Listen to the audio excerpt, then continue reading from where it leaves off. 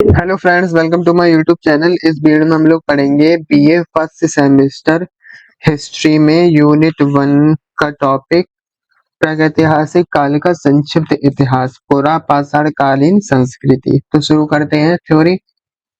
भूमिका। मानव सभ्यता का इतिहास जानने के पहले प्रत्येक जिज्ञासु यह जानने के लिए उत्सुक रहता है कि मानव का आविर्भाव अर्थात उद्भव कब हुआ। मानव की उत्पत्ति की कहानी बड़ी ही रोचक है। और हाँ, जो ये लोग पढ़ रहे हैं वो बीए के स्टैंडर्ड तक का है, यानी बीए तक का चल जाएगा इसमें। जैसे एमए या नेट जेआरएफ के लिए आपको अलग से अच्छी किताब पढ़नी पड़ेगी। ये अच्छी ये भी किताब है जिससे मैं पढ़ा रहा हूँ, पर ये बीए के हिसाब से बनाई गई है। एक विषय के रूप में नेतृत्व विज्ञान। मानव की उत्पत्ति की कहानी बड़ी ही रोचक है, मगर यह विशुद्ध इतिहास का विषय न होकर नृतत्व विज्ञान का विषय है। एक विषय के रूप में नृतत्व विज्ञान या मानव शास्त्र इतिहास का ही अंग है। ये कहना अतिशयोक्ति न होगी कि मानव शास्त्र इतिहास का एक ऐसा अंग है जिसे पृथक नहीं किया जा सकता। इतिहास एवं मानव शास्त्र दोनों के ही अध्ययन का प्रमुख केंद्र मानव है। इतिहास में जहाँ मानव की क्रियाकलापों के अध्ययन पर जोर देते हैं, वही मानव शास्त्र के तहत हम मानव के उद्भव एवं विकास का अध्ययन करते हैं। एक स्वतंत्र वैज्ञानिक अध्ययन के रूप में मानव विज्ञान का विकास 19वीं शताब्दी के मध्य हुआ। इससे पूर्व यह विषय सामान्यतः इतिहास का ही अंग था। आगे पढ़ेंगे मानवीय उद्भव के दृष्टिकोण, views of origin of human beings. आदि मानव की उत्पत्ति के संबंध में प्रमुखतः दो मत हैं, एक धार्मिक एवं दूसरा वैज्ञानिक। विश्व के प्राय सभी धर्मों में प्राणियों के उद्भव एवं मानवीय उत्पत्ति से संबंधित कथाएं उपलब्ध हैं। जैसे अलग अलग धर्म में हर तरह की अलग अलग प्रचलित कथाएं हैं। जैसे हिंदू धर्म में मनु और शत्रुपा से कहा जाता है कि संतानों की उत्पत्ति हुई तो मानव का आविर्भाव हुआ। और एडम और क्रिश्चियनिटी में एडम की तरफ वजह से हुआ। और अलग इस्लाम में भी अलग परंपराएं हैं, हर जगह अलग अलग हैं। विश्व के विभिन्न धर्मों के अनुसार पृथ्वी एवं मानव सहित सभी प्राणियों का सृष्टिकर्ता ईश्वर है। ईश्वर ने ही मनुष्य को पैदा किया है एवं उसकी ही इच्छानुरूप मनुष्य ने विकास किया। यानी सभी लोग जो धर्म को मानते हैं वो अलग अलग अपने अपने धर्म के मत में विश्वास करते हैं। आधुनिक काल में संपन्न वैज्ञानिक अनुसंधानों ने उक्त धार्मिक मत को पूर्णतः निराधार सिद्ध कर दिया है। उक्त धार्मिक मत आज के वैज्ञानिक युगीन मानव के तर्क की कसौटी पर खरा नहीं उतरता। प्राचीन एवं मध्ययुगीन वैज्ञानिक इस धारणा को अंधविश्वास मानते हैं कि पृथ्वी व मानव का रचयिता ईश्वर है।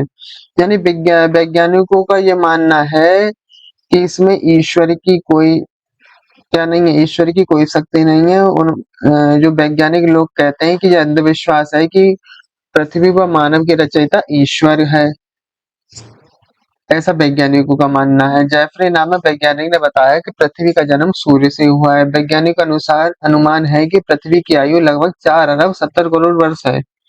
अपने जन्म के समय पृथ्वी वर्तमान स्वरूप की भांति न होकर धधकती हुई आग का एक विशाल गोला थी। करोड़ों वर्ष तक यहाँ पृथ्वी निष्प्राण पड़ी रही। धीरे धीरे आग का गोला ठंडा हुआ। पृथ्वी का धरातल जब ठंडा हुआ तो भाप का पानी बन गया एवं पृथ्वी के गड्ढों को इसने भर दिया, जो कालांतर में सागर एवं महासागर बने। इस प्रकार पृथ्वी पर समुद्र, पहाड़ एवं उर्वर भूमि बनी। अब पढ़ेंगे पृथ्वी पर जीवन की उत्पत्ति, origin of life on earth. पृथ्वी की उत्पत्ति एवं विकास का तो वैज्ञानिकों ने पता लगा लिया, मगर अभी तक यह नहीं जान पाए थे कि पृथ्वी पर जीव की उत्पत्ति कैसे हुई। वैज्ञानिक यह तो जान गए थे कि जीवधारियों का शरीर कुछ भौतिक तत्वों के मिश्रण से बना है। विकासवाद के सिद्धांत, थ्योरी ऑफ इवोल्यूशन के तहत नृतत्व शास्त्रियों का मानना है कि मानव सहित विभिन्न पशु पक्षियों एवं पौधों में एक ही प्राण की धारा प्रभावित और विकसित हुई है। अतः आज से लगभग 190 करोड़ वर्ष पूर्व पृथ्वी पर होने वाली रासायनिक एवं भौतिक क्रियाओं के फलस्वरूप भौतिक तत्व से जीव तत्व स्वयं ही अस्तित्व में आ गया। विकासवाद के सिद्धांत ने यह स्थापित किया कि जीवों के क्रमिक विकास के उपरांत ही मानव वर्तमान अवस्था तक पहुंच पाया। अब पढ़ेंगे जैव उद्विकास का सिद्धांत, थ्योरी ऑफ बायो इवोल्यूशन। लैमार्कवाद यानी लैमार्किज्म फ्रांसीसी वैज्ञानिक सर जीन बैप्टिस्ट लैमार्क 1774 से 1829 ईस्वी को जैव विकास सिद्धांत का जनक माना जाता है। यहाँ पे क्या आ गया, ये फैक्ट आ गया।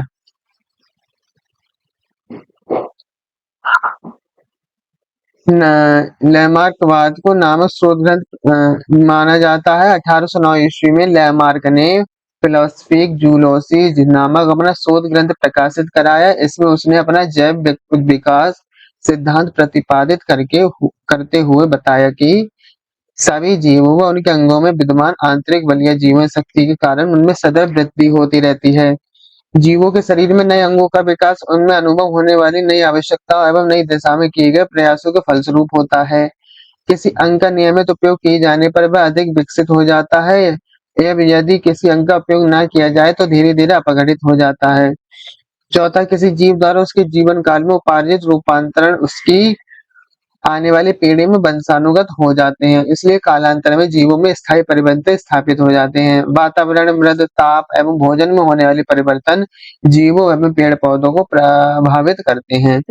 अब जैसे डार्विनवाद का सिद्धांत होता है, इंग्लैंड के वैज्ञानिक चार्ल्स डार्विन 1809 से 1882 ईस्वी ने अपनी पुस्तक 1859 में बताया कि प्रकृति वर्ण द्वारा जाति का प्रादुर्भाव origin of species through natural selection द्वारा जैव उद्विकास का सिद्धांत यानी थ्योरी ऑफ इवोल्यूशन प्रतिपादित किया। डार्विन के अनुसार जो जीव अपने आप को प्रकृति का कानून मानते हैं जीवित रहते हैं तथा इसके विपरीत जो जीव अपने आप को प्रकृति के अनुकूल नहीं बना पाते हैं वे कुछ समय बाद नष्ट हो जाते हैं। अतः कमजोर जीवों को नष्ट कर प्रकृति द्वारा एक प्रकार की छटनी हुआ करती है। डार्विन का यह सिद्धांत प्रकृतिवाद थ्योरी ऑफ नेचुरल सिलेक्शन कहलाता है। यह सिद्धांत निम्न तथ्यों पर आधारित है, जैसे पहला, संतानोत्पत्ति की प्रचुर क्षमता एवं जीवों की संख्या में स्थिरता, enormous rate of fertility and constant number of animals. Second, जीवन संघर्ष स्ट्रगल फॉर लाइफ, समर्थ की उत्तरजीविता सर्वाइवल ऑफ द फिटेस्ट, विभेद तथा अनुवांशिकता वेरिएशन इन हेरिडिटी। 5, वातावरण के प्रति अनुकूलन एवं नई जातियों की उत्पत्ति। प्रति नूतन युग यानी प्लेस्टोसियन युग में पड़ने वाले अत्यधिक हिमपात वाले युग में वे ही आदि मानव जीवित रह सके जिन्हें कि अपने आप को जलवायु के अनुकूल ढाल लिया। इसे हम डार्विनवाद के द्वारा ही बेहतर ढंग से समझ सकते हैं। कालांतर में नई जातियों की उत्पत्ति हुई, जैसे मानव का निकटतम पूर्वज यानी एयरलियस्ट यानी जो जिसने मानव का सबसे निकटतम पूर्वज रहा है।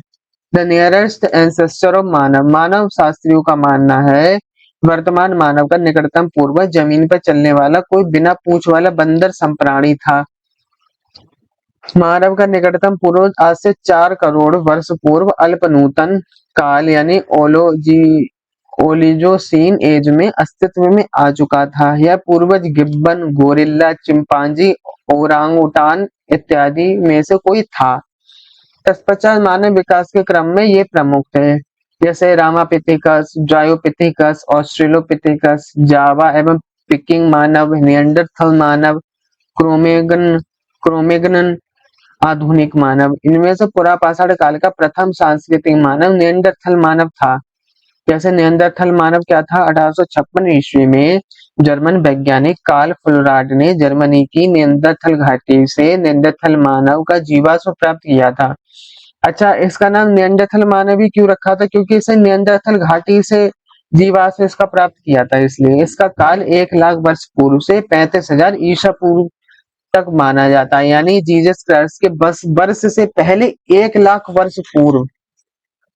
यह मध्य पुरापाषाण कालीन संस्कृति का वाहक था। इसकी संस्कृति मैस्ट्रियन संस्कृति कहलाती है। ये समूह में निवास करते थे व आखेट एवं खाद्य संग्रह इनकी आजीविका का मुख्य साधन था।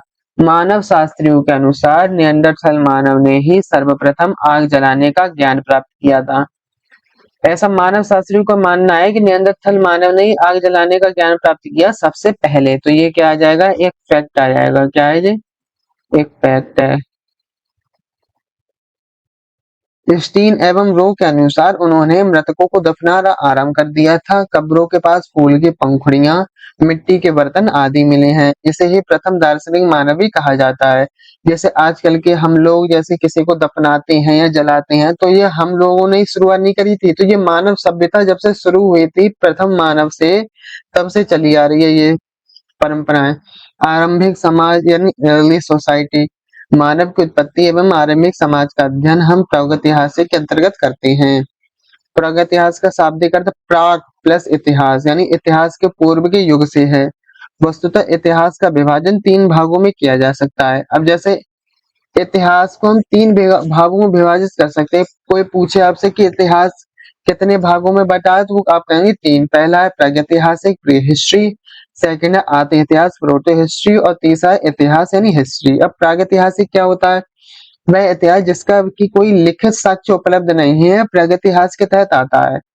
और आदि इतिहास क्या होता है? वह इतिहास जिसमें लिपि के साक्ष्य तो प्राप्त होते हैं किंतु उन्हें उनके अपठ्य होने के कारण यानी उन्हें ना पढ़ पाने के कारण कोई निष्कर्ष नहीं निकलता, आदि इतिहास के तहत आता है। और इतिहास क्या है? वह इतिहास जहाँ से हमें लिखित साक्ष्य मिलने लगते हैं और हम उसे पढ़ भी सकते हैं, जान भी सकते हैं, निष्कर्ष पे भी पहुंचे तो इतिहास के तहत आता है। अब पढ़ेंगे प्रागैतिहासिक काल। प्रागैतिहासिक का शाब्दिक अर्थ है प्राग धन इतिहास। इतिहास के पूर्व के युग से यानी उपयुक्त दृष्टिकोण से भारतीय इतिहास में पाषाणकालीन संस्कृति प्रागैतिहासिक काल के तहत आती है। सिंधु घाटी एवं वैदिक सभ्यता आदि इतिहास के तहत आती है एवं ईसा पूर्व 6ठी शताब्दी से ऐतिहासिक काल प्रारंभ हो जाता है, परंतु इस विभाजन को लेकर इतिहासकारों में मतभेद है। कुछ इतिहासकार ऐतिहासिक काल के पूर्व के काल को ही प्रागैतिहासिक के तहत रखते हैं। इस प्रकार प्रागैतिहासिक काल ऐतिहासिक युग के पूर्व का वह अंधकार में काल है जिसमें उसे मानव लिपि का कोई ज्ञान नहीं था। चूंकि इस काल में मानव के हथियार तथा उपकरण मुख्यतः पाषाण के ही बनते थे, अतः उसकी संस्कृति को पाषाणकालीन संस्कृति कहा जाता है। क्या आ गया? ये एक फैक्ट है कि उनके काल को पाषाणकालीन संस्कृति क्यों कहा जाता था, क्योंकि वो पत्थरों का उपयोग करते थे। इस काल को समझने की विभिन्न पुरातात्विक सामग्री में पाषाण उपकरण, आभूषण, धार्मिक विश्वास के चिन्ह, मानव आवास, अस्थिपंजर, भोजन संबंधी साक्ष्य, शैलाश्रयों पर निर्मित चित्रकला आदि शामिल हैं। उपलब्ध साक्ष्यों के आधार पर निष्कर्ष निकाला जा सकता है कि प्रागैतिहासिक काल का मानव खानाबदोश अथवा यायावरी का जीवन व्यतीत करता था। जीवन यापन हेतु वह मुख्यतः आखेड़ तथा खाद्य सामग्री संग्रह पर ही आश्रित था। तो आज की वीडियो हम लोग यहीं समाप्त करते हैं। चैनल को सब्सक्राइब, वीडियो को लाइक करें। आगे वाली वीडियो में हम लोग पढ़ेंगे भाग 2 में पाषाण काल यानी स्टोन एज। और जिस किसी को इस वीडियो की आवश्यकता हो उसको इसकी लिंक शेयर करें। धन्यवाद।